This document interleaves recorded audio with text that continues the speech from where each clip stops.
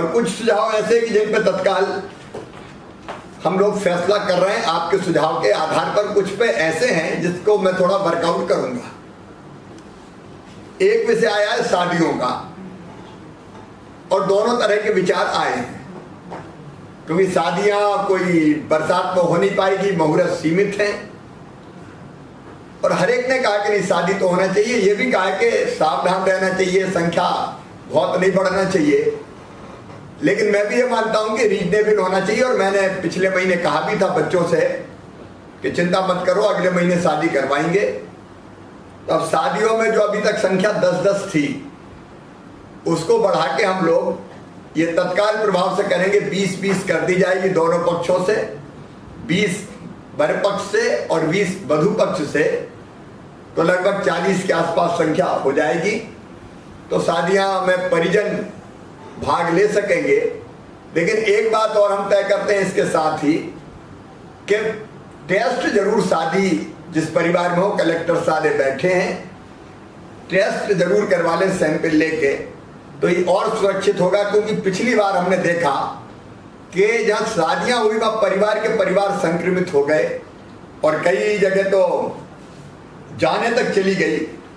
इसलिए शादियों के मामले में प्रतिबंध था।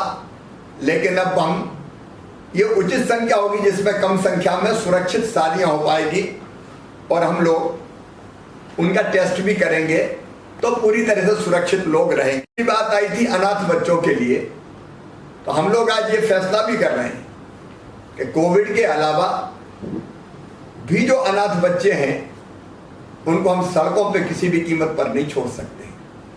और इसलिए समाज के साथ मिलकर सरकार ऐसे बच्चों की शिक्षा, ऐसे बच्चों के आश्रय की व्यवस्था और ऐसे बच्चों के आहार की व्यवस्था, जीवन यापन की संपूर्ण व्यवस्था करेगी।